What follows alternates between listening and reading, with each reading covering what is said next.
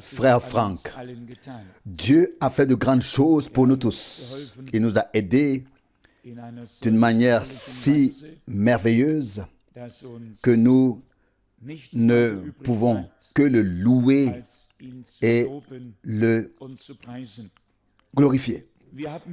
Nous avons ici toute une série de requêtes de prière et nous avons ensuite des questions et des salutations. Tout d'abord, je voudrais vous annoncer à tous la bonne nouvelle que les émissions russes sont très bien captées en Russie. Nous étions tous inquiets pour le temps et Sœur Fleck, que nous connaissons tous, la mère de Siegfried, nous a écrit depuis la Russie pour nous dire que les émissions s'entendent très bien là-bas. Nous en sommes donc très heureux et reconnaissants à Dieu pour les possibilités qu'il nous a accordées par sa grâce.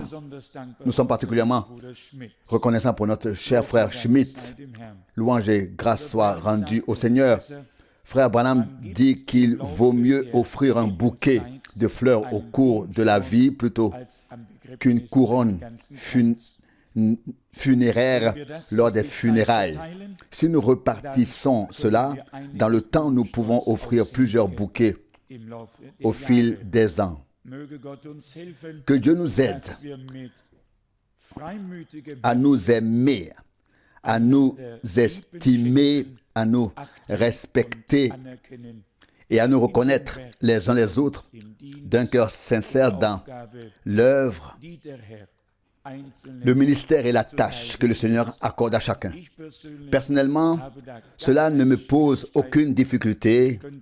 Je pourrais me réjouir pour tous si le Seigneur amenait ici tous mes frères les uns après les autres, de sorte qu'il ne resterait plus que des sœurs, et s'il leur confiait tous une mission, j'en serais très heureux. Car je saurais que cela permettrait d'accomplir beaucoup de choses dans le royaume de Dieu et de répandre de nombreuses bénédictions. Et vous connaissez mon dicton, celui qui veut que Dieu le bénisse, qu'il se réjouisse de ceux que Dieu a déjà bénis. Et alors le temps viendra où nous serons bénis nous aussi. Et ainsi, nous nous réjouissons de tout ce qui arrive par grâce. Il y a ici un grand nombre de requêtes. Je crois que ce sont les dernières émissions de radio qui ont particulièrement abordé ce sujet. Et il y a beaucoup de détresse parmi les gens. Plus de détresse que nous ne le soupçonnons, comme nous le voyons parfois dans nos propres familles ou dans notre entourage, ou comme nous l'entendons dire. Et les gens ont confiance que nous prions en ce lieu et que Dieu exaucera nos prières. Levons-nous et prions. Père céleste, nous nous présentons ensemble devant ta sainte face, ô Dieu. Tu as déjà exaucé beaucoup de prières et tu continueras à le faire. Et nous n'élevons pas seulement notre voix, mais nous t'appelons du plus profond de notre cœur. Nous t'invoquons. Tu connais tous ceux qui n'ont personne vers qui se tourner, ni un ancien, ni un frère, ni personne, qui vivent dispersés là où personne ne les comprend. Ils n'ont personne vers qui se tourner. Ils cherchent ton aide. Ô Dieu qui est aux cieux, sois maintenant près d'eux. Qu'eux aussi sentent que nous prions pour eux. Change leur destin, ô Dieu. Libère-les. Sauve, guéris et manifeste la puissance de ton nom glorieux. Nous te rendons grâce, nous te remercions, ô Dieu, tu le feras. Au nom de Jésus. Amen. Nous avons aujourd'hui quelques questions très brèves, puis nous approfondirons un peu dans la parole. Nous avons ensuite reçu des salutations de l'Hongrie, de la part de frères et sœurs qui ont été particulièrement bénis pendant notre séjour là-bas. Ces frères et sœurs nous racontent ce qu'ils ont vécu là-bas et nous demandent de prier pour eux. Ils souhaitent également à tous la bénédiction de Dieu. Je crois que c'était la sœur qui à l'époque avait reçu un parler en langue et avait donné l'interprétation comme on en entend rarement, sous l'onction, sous l'action du Saint-Esprit. C'était tellement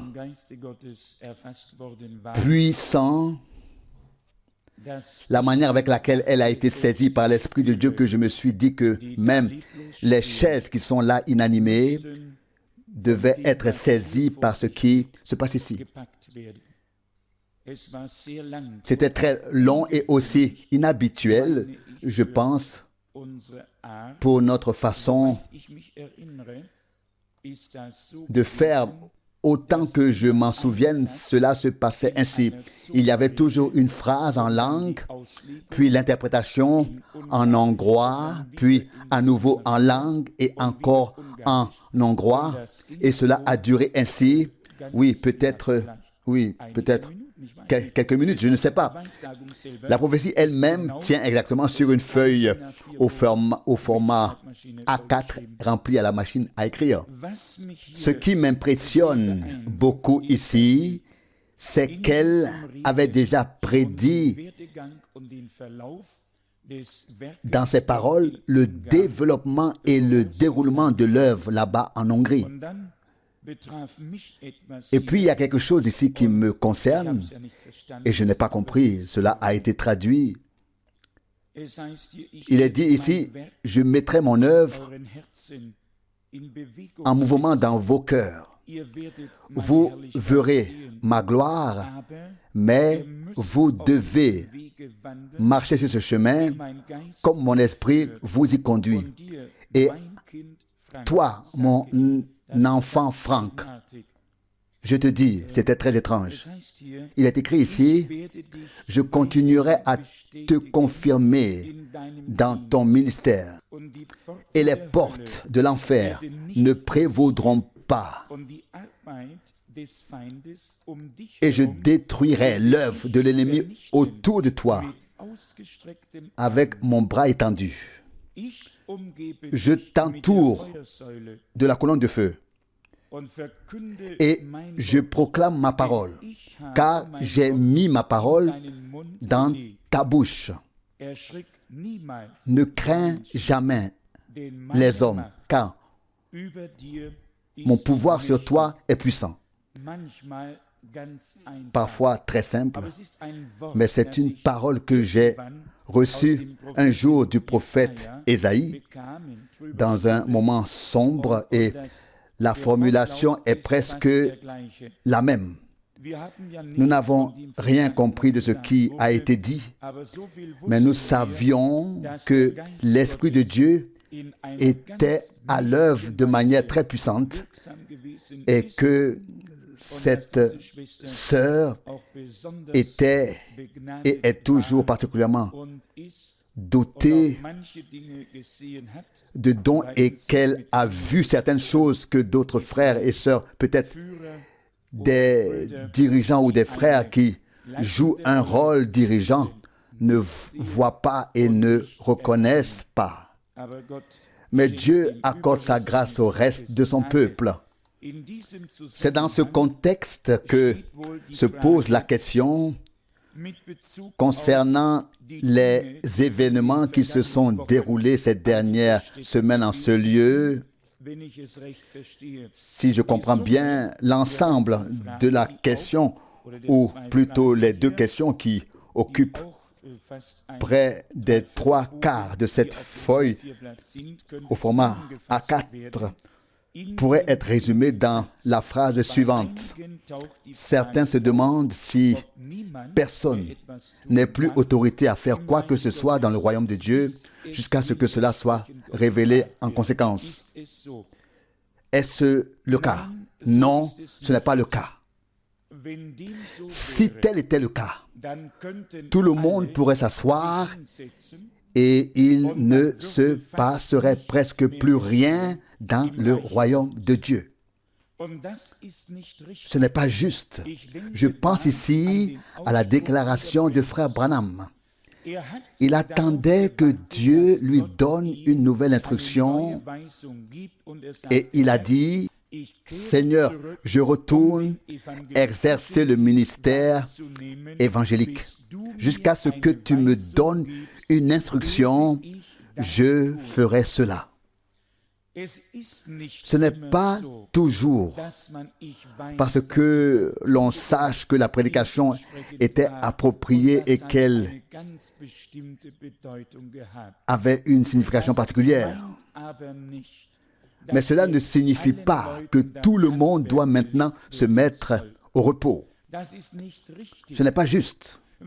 Si quelque chose qui n'est pas conforme à la volonté de Dieu se produit, alors il nous le fera savoir.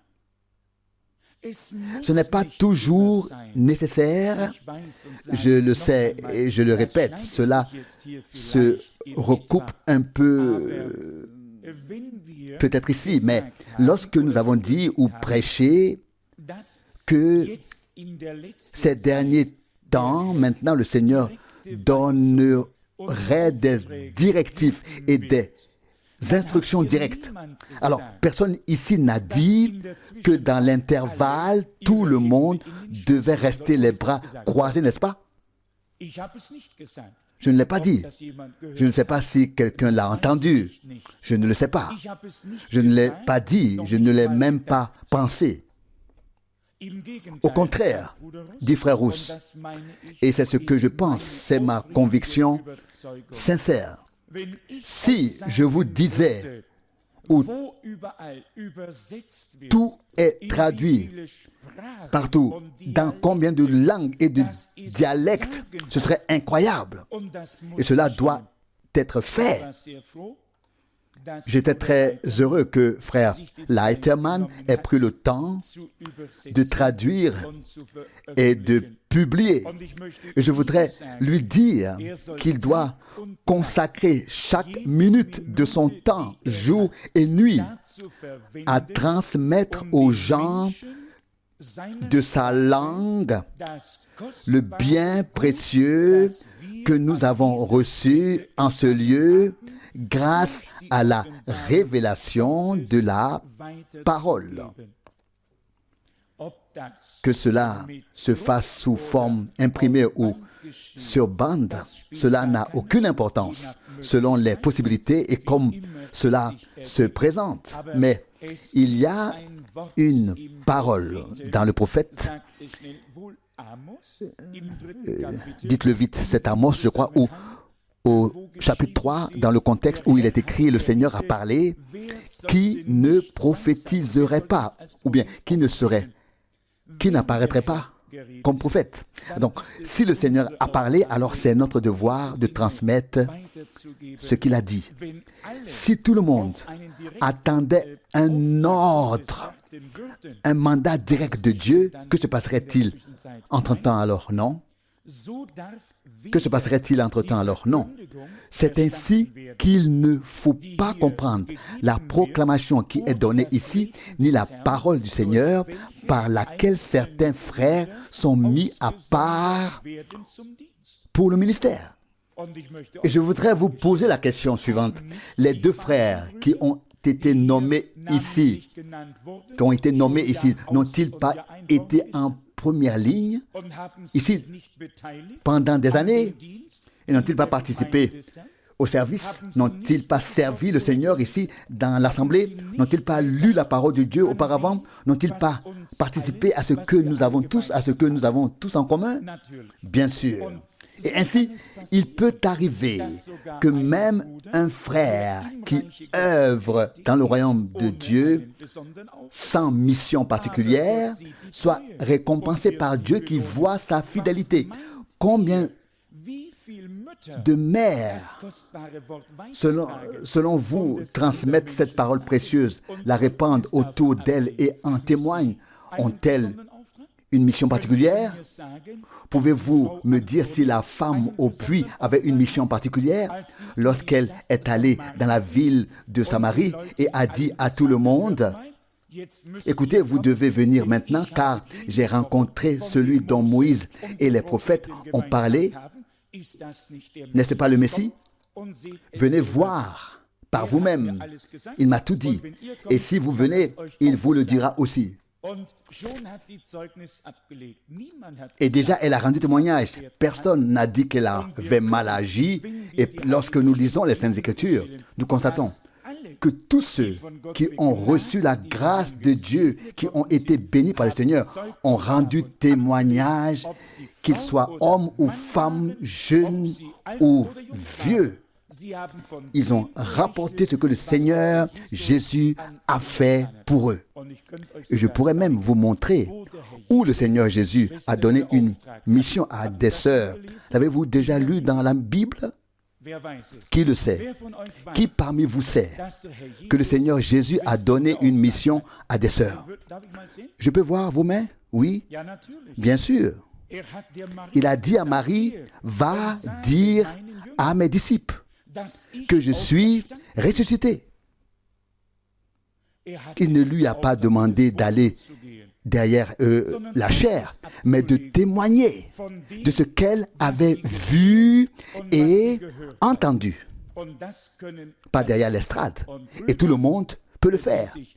Et aux frères qui se sacrifient, qui donnent leur temps, leur argent et tout ce qu'ils peuvent pour le royaume de Dieu, nous ne voulons rien d'autre que leur assurer le soutien de nos prières afin qu'ils sachent que nous sommes avec eux et que nous les soutenons. Bien sûr, il arrivera qu'au début d'un travail, des erreurs soient commises ici et là. Cela ne vous est-il jamais arrivé? Faut-il alors tout jeter par-dessus bord? Ce n'est pas possible. On apprend de ses erreurs et on continue. Frère Leitemann, à moins que Dieu, le Seigneur, n'en décide autrement et ne le montre et le révèle et parle ici, nous te souhaitons de tout cœur la bénédiction de Dieu dans la tâche que tu as reçue dans le cœur, celle de traduire pour ton peuple et de lui communiquer ce qui est devenu précieux et précieux pour nous tous. De la même manière, nous pensons maintenant à nos frères et sœurs tchèques, à nos frères et sœurs polonais, à nos frères et sœurs russes, à tous. Et nous n'avons pas besoin de vous le révéler, car ici, on traduit, que ce soit en russe ou en polonais, et tout sera écrit en peu de temps, puis publié et distribué aux gens par écrit. Il se passe donc certaines choses, et ici, des sœurs participent au travail de traduction, et nous en sommes très reconnaissants. Ou vous pouvez le faire en tant que frère. N'hésitez pas à vous faire de la place. Il suffit de vous manifester, et vous pourrez tous le faire en russe, en polonais. Vous pourrez traduire et écrire. Et si vous ne pouvez pas, remercier le Seigneur d'avoir des sœurs qui le peuvent. Dieu a tout ordonné. Il sait à quoi cela sert et pourquoi cela arrive. Nous sommes du fond du cœur reconnaissants au Seigneur pour tout. Et dans ce contexte, vous aimerez peut-être tous. Et si vous êtes tout à fait honnête ce soir, personne d'autre ne doit le savoir. Cela restera entre nous et parmi nous tous. Qui parmi vous a ressenti quelque chose d'étrange lorsque la prophétie a mentionné frère et sœur Schmidt? Levez la main. Personne? Oui, comment cela se fait-il? Comment cela se fait-il?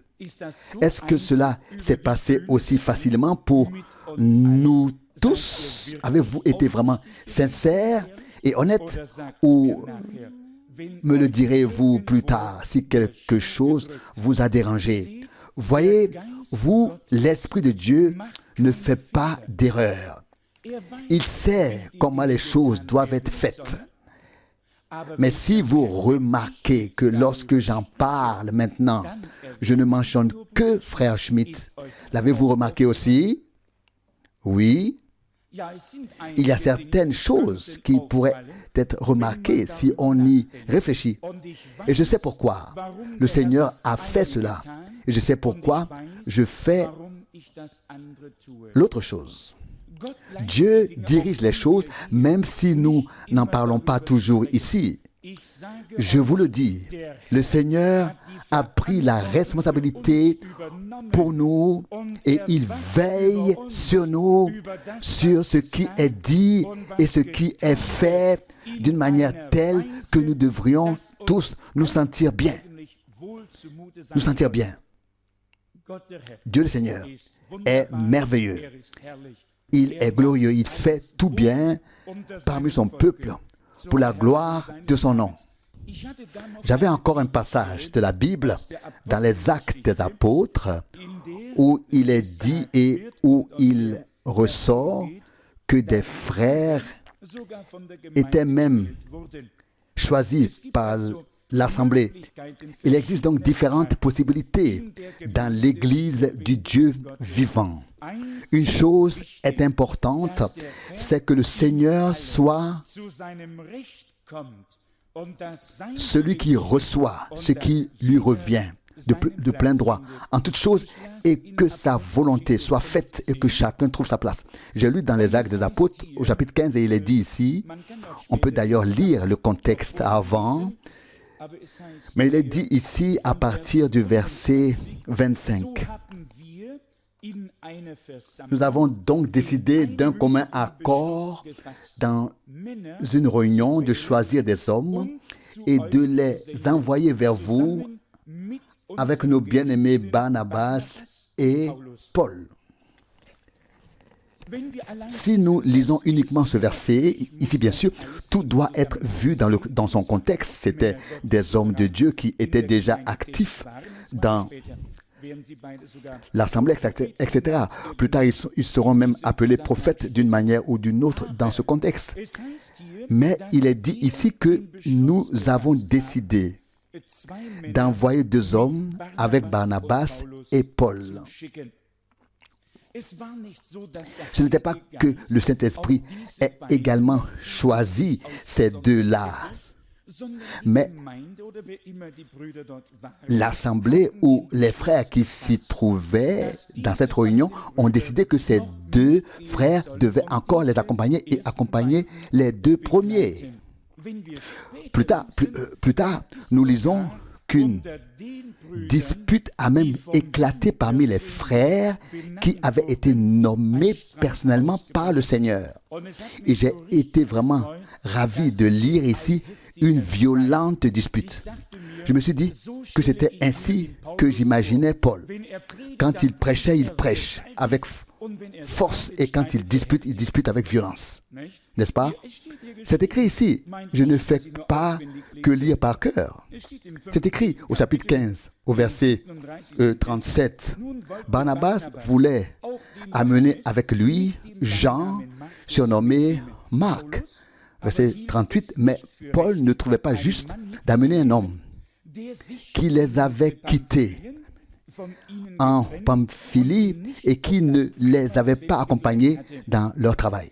Verset 39, il s'éleva donc une violente dispute entre eux et ils se séparèrent l'un de l'autre. N'est-ce pas merveilleux que cela soit également écrit dans la Bible? Bien sûr que c'est merveilleux. Et pensez-vous que cela porte atteinte au ministère d'un apôtre? Pas du tout. Cela montre simplement que c'était un homme. Un vrai homme qui défendait ses convictions et les représentait. Barnabas ne pouvait pas comprendre que Paul se souciait autant qu'un frère ne voyage pas avec eux quand cela lui convenait et ne le fasse pas quand cela ne lui convenait pas, qu'il dise que cet homme est maladroit et qu'il ne pouvait pas l'utiliser. Il ne voulait pas venir avec nous. Et maintenant qu'il a une bonne occasion et une bonne perspective de voyager avec nous, il reste les bras croisés. Non, hors de question. Si tu veux, prends-le, je n'ai pas besoin de lui. Mais d'abord, il y eut une dispute houleuse entre les deux. Paul était un homme qui ne supportait pas les demi-mesures. Il préférait se lancer dans une dispute houleuse plutôt que de conclure un compromis boiteux. Ce n'était pas fait pour lui. Et c'est là que nous complétons très bien. Nous ne pouvons pas nous mesurer à Paul, mais une chose plaît à Dieu. Participer seulement quand cela nous arrange n'a aucun sens. Si cet homme n'était pas capable de partir quand cela ne lui convenait pas et qu'il disait soudain « Bonjour, je suis de retour, maintenant j'aimerais voyager avec vous », peut-être n'avait-il pas accompli grand-chose tout seul. Puis il est revenu en pensant « Maintenant, je vais repartir avec les apôtres.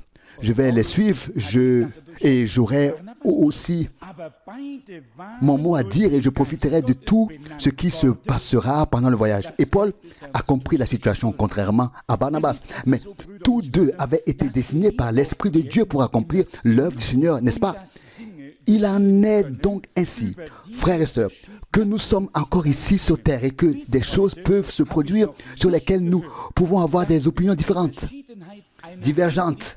À ce jour, je n'ai pas encore entendu dire qu'une dispute est déclarée parmi nous à propos d'une divergence d'opinion. Ou bien, y en a-t-il eu une? Où a-t-elle éclaté? Où? Je n'en ai pas encore entendu parler et je n'en ai pas été témoin. Il est peut-être possible d'avoir des opinions divergentes sur tel ou tel sujet, mais nous n'avons pas d'apôtres ici, de sorte que nous ne disposerions finalement pas de la décision finale pour juger qui a raison. Nous croyons que notre Dieu mène tout à bien. Et si vous me demandez mon avis, cela aussi a été ordonné par Dieu afin que les deux hommes de Dieu, à nouveau ensemble, l'un avec l'autre, puissent visiter les régions et les croyants ici et là afin de les édifier tous dans le Seigneur. Ils n'ont pas considéré cela comme mauvais, mais comme Paul et Pierre avant eux, ils se sont donné la main et ont dit, toi pour les Juifs et moi pour les païens. Et ainsi, l'évangile a été prêché partout et la bénédiction de Dieu était avec ceux qui ont gardé sa parole et qui sont restés attachés à sa parole. Vous savez, un homme qui est libre dans son cœur doit exprimer ce qui le préoccupe. Et si cela se fait à travers une discussion animée, alors nous sommes déjà aidés. Ces hommes étaient soulagés, leur situation était résolue, chacun en prit un, Barnabas en prit un, Paul prit le second, et ils se retrouvèrent à nouveau tous les deux, et chacun suivit son chemin, et tous furent bénis par Dieu. C'est ainsi que nous devons voir les choses et ne pas rester au milieu. Je voulais juste lire cela pour montrer qu'il est possible que l'Assemblée dise que tel ou tel frère est apte à telle ou telle tâche, mais que l'Esprit de Dieu peut aussi parler et dire, séparez-moi ceux que j'ai appelés à l'œuvre que je leur ai confiée. Ces possibilités existent donc. Ce que je voulais simplement dire, et cela vaut particulièrement pour le week-end dernier, c'est que cela ne concerne pas seulement nous ici, mais en fait l'œuvre de Dieu sur toute la terre. Et nous ne pouvons pas entrer dans les détails, mais partout, il y a des gens qui pensent savoir ce qu'ils font et qui sont convaincus d'agir correctement. Mais l'heure viendra où tous ceux qui ont une tâche à accomplir dans le royaume de Dieu, et dans ce cas, lorsqu'il s'agit d'un mandat divin, d'une mission divine, les instructions divines viendront en temps voulu afin que ce qui doit arrive par et sous la conduite directe du Saint-Esprit. Cela ne signifie pas que chaque individu recevra une révélation ou une instruction, mais que le Seigneur indiquera la conduite à prendre, à suivre et ce qui doit être fait. Nous avons lu que le Seigneur Jésus a dit au début à tous et partout ce qui devait être fait et il doit en être de même maintenant à la fin. En attendant, entre-temps, nous ferons tous ce que nous pouvons pour le Seigneur. Si nous pouvons maintenant revenir un peu en arrière, et nous sommes entre nous aujourd'hui, nous voyons et avons entendu à maintes reprises comment Frère Branham a particulièrement mis en évidence les 3 étapes. Il a parlé du temps de la Réformation, il a parlé de l'âge de Wesley, de la sanctification et maintenant de l'âge de la Pentecôte depuis le début du siècle. Et nous avons vu qu'à chaque fois, des gens se sont arrêtés et en s'arrêtant, ils sont devenus spirituellement endurcis et n'ont plus eu part à l'œuvre ultérieure de Dieu. Si nous regardons le ministère de Frère Branham, il y avait exactement 3 étapes, si l'on peut le dire ainsi. D'abord, le ministère évangélique et tout ce qui avait un souffle s'est rassemblé et tous se réjouissaient de l'œuvre de Dieu. Les journaux ont publié des pages entières sur ce que Dieu avait fait à travers un homme simple. Et justement, je pense maintenant aux traductions. Tous ceux qui travaillent aux traductions, veillez à ce qu'aucun vocabulaire académique ne soit utilisé dans les traductions, mais que la grammaire soit correcte, mais que ce ne soit pas le langage des grands cultivés, mais celui des gens de la classe moyenne. Faites attention, s'il vous plaît, à cela. Et savez-vous pourquoi je dis cela? Si vous prenez la peine de lire les prophéties, vous avez remarqué qu'elles sont toujours écrites dans l'allemand le plus simple que nous puissions parler. Et savez-vous que c'est la voix de Dieu? Nous ne devons pas nous en écarter. Cela doit être correct, mais ce ne doit pas être du langage soutenu, mais quelque chose que chaque personne qui le lit peut comprendre. Donc, s'il vous plaît, pas d'objectif académique dans la traduction, mais seulement le langage qui est clairement compris dans le pays par chaque homme, chaque femme et toutes les personnes. Vous savez ce que je veux dire? Car c'est là que réside l'Esprit de Dieu. Et combien de fois l'avons-nous entendu? Le Seigneur se révèle dans la simplicité. Dans la simplicité. Cela doit être correct, grammaticalement correct. Et si quelqu'un nous dit que notre ponctuation n'est pas tout à fait correcte, ce n'est pas grave. Mais moi, par exemple, je ne la maîtrise pas du tout. Je ne sais pas si beaucoup d'entre vous la maîtrisent. En tout cas, ce que nous apportons doit être esprit et vie. Et nous n'apportons pas les choses pour demander qu'elles soient jugées, mais simplement pour qu'elles soient lues et que tous puissent être bénis. Mais nous acceptons aussi volontiers quelque chose en contrepartie. Revenons maintenant à la parole.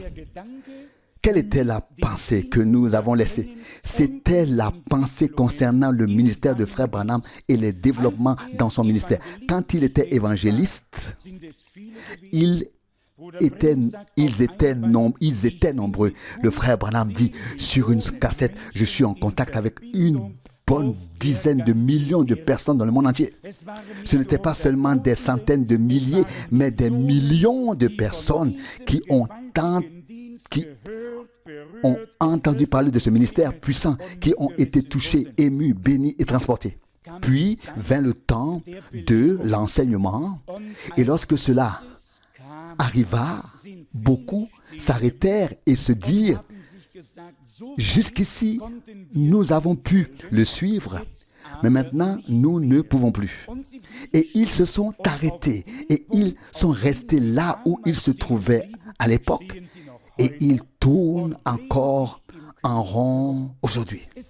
Ceux qui ont ouvert leur cœur à l'enseignement et à la classification biblique des enseignements et de tout ce qui s'y rapporte et qui se sont fait baptiser, vous savez ce que je veux dire, étaient moins nombreux que ceux qui étaient présents au début du ministère évangélique. Mais ensuite, dans cette deuxième étape ou évolution, si l'on peut l'appeler ainsi, il y a d'abord eu une période, puis un pas en avant, et ce fut la révélation prophétique de toutes les choses qui étaient cachées et qui ont ensuite été dévoilées. Aujourd'hui, non seulement en Amérique, mais aussi dans d'autres pays, il existe de nombreuses assemblées qui baptisent au nom de Jésus-Christ, qui croient en la divinité comme il se doit, qui ont entendu, vu et accepté certaines choses, mais qui ne croient pas au reste de la parole de Dieu qui va avec. Ils se sont simplement arrêtés et ont dit, les autres ont tort, nous avons raison, et ils ont érigé une barrière autour de ce qu'ils venaient d'entendre et ils sont restés immobiles. Puis il y a eu ceux qui ont continué à avancer dans ce ministère donné par Dieu jusqu'à la fin de l'année 1965. Mais maintenant, voici le problème. Et vient la chose, et vous pouvez prendre les choses comme vous voulez. Je ne suis pas un prophète, vous le savez de toute façon. Mais comme à l'époque, la justification, la sanctification, le baptême du Saint-Esprit, et puis, frère Branham dit que nous avons maintenant dépassé cette époque, et que nous entrons maintenant dans la phase de l'épouse. Dans la période de l'épouse, nous avons vu, même dans le ministère de frère Branham, que ceux qui sont allés jusqu'au deuxième stade de développement n'en ont tiré aucun bénéfice s'ils ne sont pas allés jusqu'au troisième. Et si je vous le dis cela ce soir, et j'espère que Dieu ne me jugera pas pour cela, car je le dis avec des bonnes intentions, il y a des gens qui ont suivi le ministère jusqu'à ce troisième stade de développement à travers la partie évangélique, la partie de l'enseignement et la partie prophétique du ministère que Dieu a donné. Et dois-je vous dire qu'ils sont restés là et tournent en rond comme si Dieu s'était endormi depuis ce temps-là et n'avait plus rien à faire, à dire ni à accomplir. Maintenant, il y a encore une chose qui ne nous plaît pas du tout, à moi, le moins du monde. Ceux qui sont toujours restés sur place ont pris pour cible ceux qui ont continué à avancer. Ils leur ont tiré dessus. Vous savez ce que je veux dire. La communauté religieuse catholique a condamné les luthériens et qui sait ce qu'elle leur a fait. Beaucoup sont morts en martyrs. Ils ont déversé leur colère sur ceux qui ne sont pas restés avec eux, mais qui sont partis. Qui ne sont pas restés avec eux, mais qui sont partis. Les luthériens ont fait la même chose avec ceux qui ont quitté leur communauté. Ils ont méconnu ceux qui ont continué à avancer et ainsi de suite, encore et encore. Si je vous dis que cela pourrait nous arriver, que des personnes qui, sous le ministère béni du prophète envoyé par Dieu dans notre génération, et à notre époque, qui ont été bénis par la proclamation évangélique et par ce que Dieu a fait à travers elles, par le ministère d'enseignement et par ce que Dieu a fait à travers lui, par le ministère prophétique et par ce que Dieu a fait à travers lui.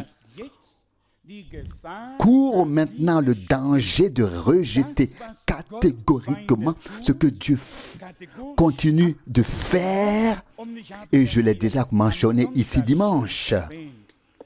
Il y a des gens qui disent simplement que l'œuvre de Dieu est achevée et que quiconque prétend encore faire quelque chose ou que Dieu fait quelque chose est un Balaam et tout ce qui s'ensuit.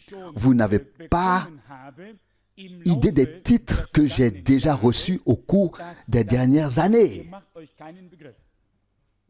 Balaam est encore un terme modéré qui m'a été attribué. Et tout le reste se situe entre le diable et tout le reste. Pourquoi? Et je n'en veux à personne. Je pourrais tous les embrasser et leur dire, mes frères, venez, il y a encore du collyre, enduisez-en vos yeux afin que vous puissiez voir.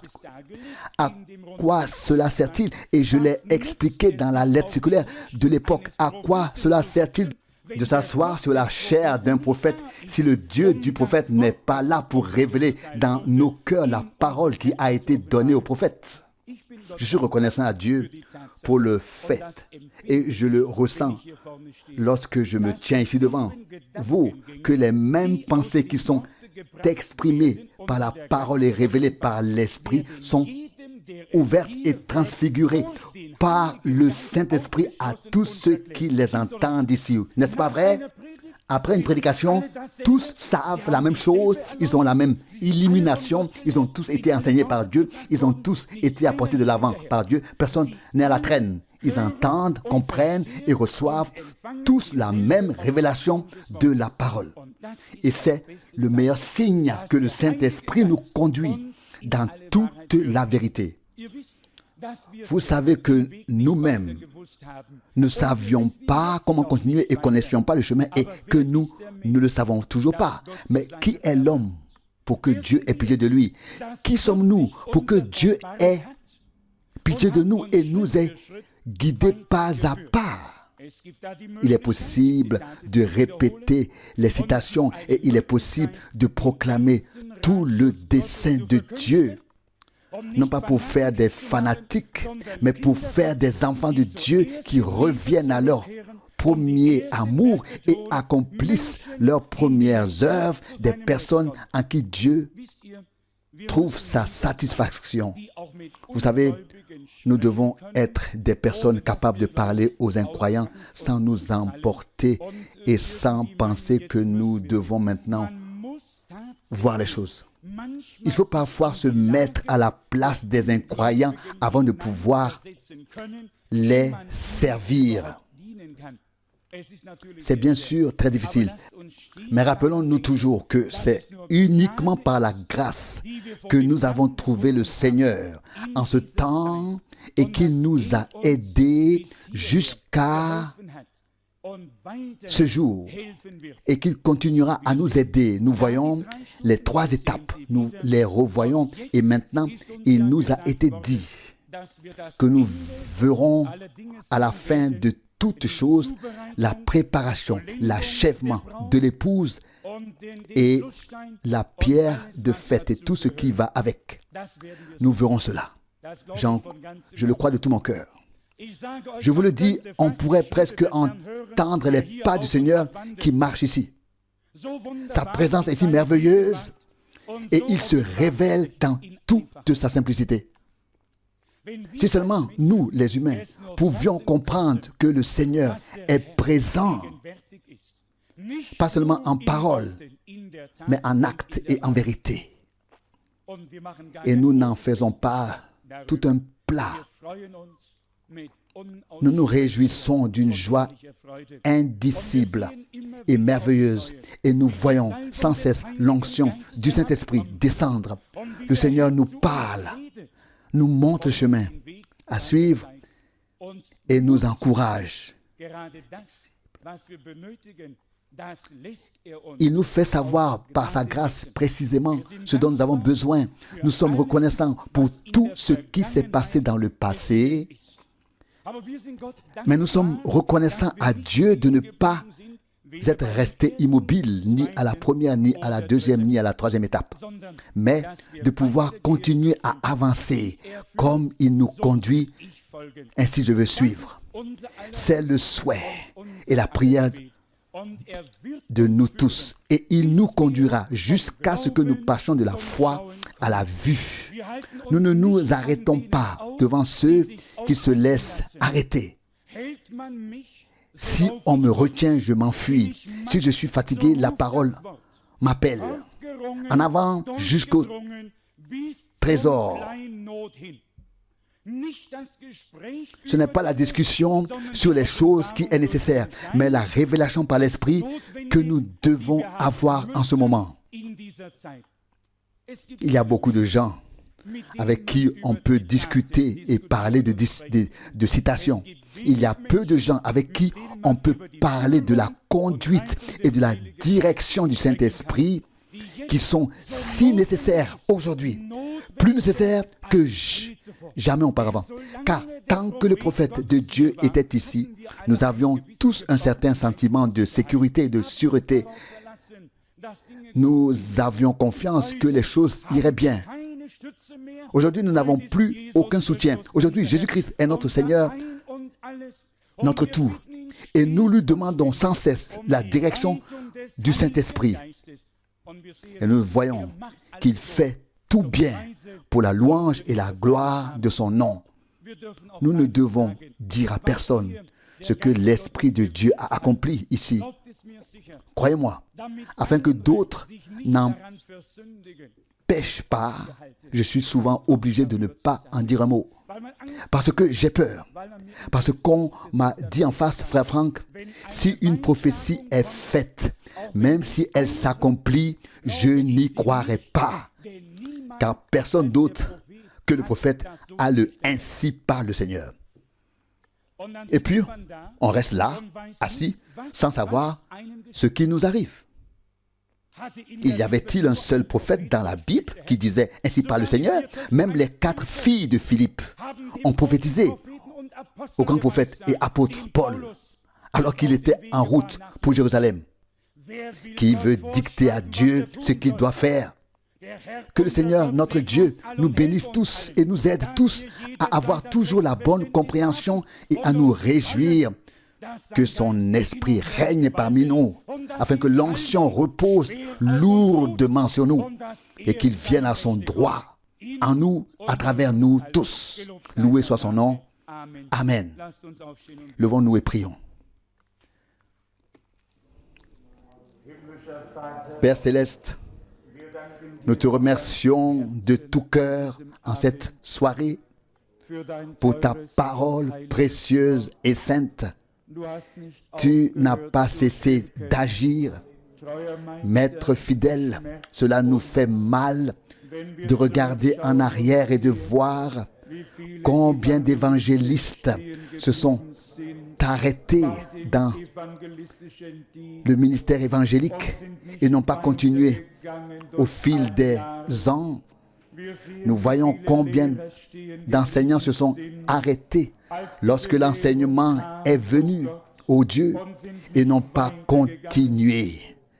Puis nous voyons ceux, au Seigneur, qui se sont arrêtés à la révélation prophétique de ta parole, à la lettre, sans se laisser maintenant conduire par l'Esprit de Dieu.